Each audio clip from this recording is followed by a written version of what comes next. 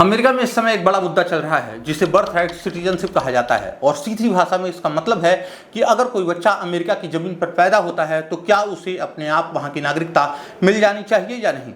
यह सवाल अब इतना बड़ा बन चुका है कि इसमें पॉलिटिक्स, कोर्ट और दूसरे देशों का नाम भी जुड़ गया है और इसी बहस के बीच भारत का नाम भी सामने आ गया है, जिससे यह मुद्दा और ज्यादा चर्चा में है। डोनाल्ड ट्रंप ने अपने सोशल मीडिया पर एक रेडियो का ट्रांसक्रिप्ट शेयर किया, यानी उस शो में जो जो बातें बोली गई थी उन्हें लिखकर पोस्ट किया और उस शो को होस्ट कर रहे थे माइकल सेवेज। यहीं से पूरे विवाद की शुरुआत हुई और ये मामला अचानक से दुनिया भर में चर्चा का विषय बन गया। उस रेडियो शो में माइकल सेवेज ने कहा कि आज के समय में बहुत से लोग भारत, चीन और दूसरे देशों से अमेरिका आते हैं, खासकर तब जब फीमेल प्रेग्नेंट होती हैं। उनका कहना है कि ये लोग अमेरिका सिर्फ इसलिए आते हैं ताकि बच्चा वहीं पैदा हो और उन्हें तुरंत सिटीजनशिप मिल जाए। और इसी बात को समझाते हुए उन्होंने इंडिया और चाइना जैसे देशों के लिए हेल होल शब्द का इस्तेमाल किया, जो लोगों को बहुत ही आपत्तिजनक लगा और इसी वजह से यह बयान विवाद में आ गया। अब समझते हैं ऐसा होता क्यों है। अमेरिका में एक कानून है जो 14th अमेंडमेंट से आता है। यह कानून 1868 में बनाया गया था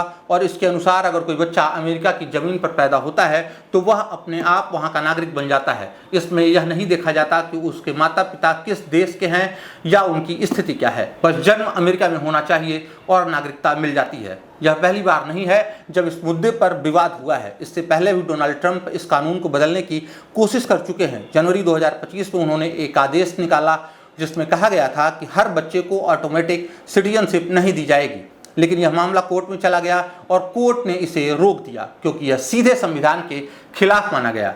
इसके बाद यह मामला अमेरिका की सुप्रीम कोर्ट तक पहुंच गया, जहां इस बात पर बहस हो रही है कि क्या इतने पुराने और मजबूत कानून को बदला जा सकता है या नहीं। जज इस बात को समझने की कोशिश कर रहे हैं कि क्या सरकार को यह अधिकार है या नहीं और फिलहाल इस पर अंतिम फैसला अभी नहीं आया है, लेकिन बहस लगातार जारी है। इस केस में एक अहम नाम है सिसिलिया वांग का, जो अमेरिकन सिविल लिबर्टीज यूनियन यानी ACLU से जुड़ी हुई हैं।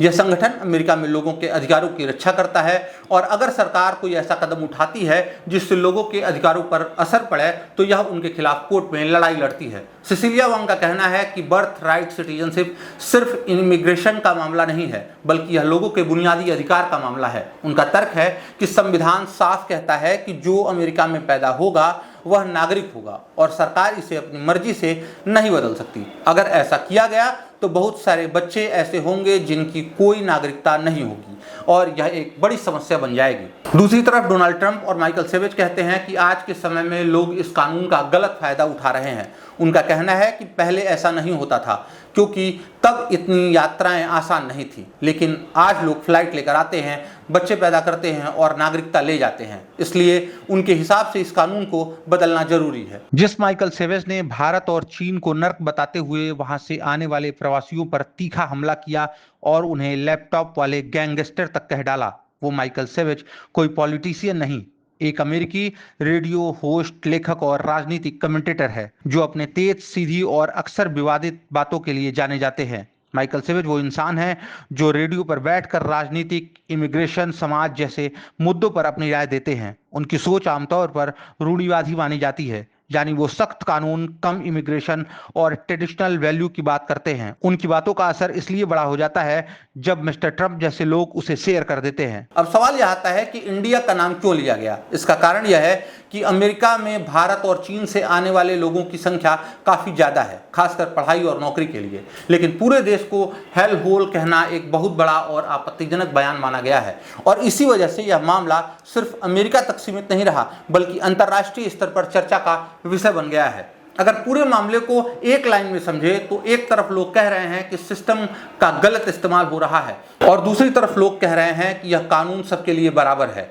और इसे बदलना सही नहीं होगा। अब आगे क्या होगा यह कोर्ट और सरकार मिलकर तय करेंगे, लेकिन सबसे बड़ा सवाल यह है कि क्या कानून को इसलिए बदल देना चाहिए क्योंकि कुछ लोग उसका फायदा उठा रहे हैं, या फिर कानून को वैसे ही रहने देना चाहिए ताकि हर इंसान को बराबरी का हक मिल सके।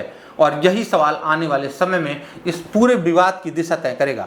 आप इस वीडियो पर क्या राय रखते हैं हमें कमेंट बॉक्स में जरूर लिखें।